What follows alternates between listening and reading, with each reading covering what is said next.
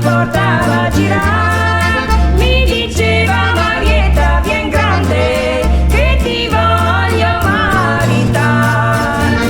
Bionda, bella bionda, oh biondinella d'amore. Grandicella io sono venuta all'età di 16 anni, ho una figlia che chiama già mamma, ma non ha più rivisto il papà.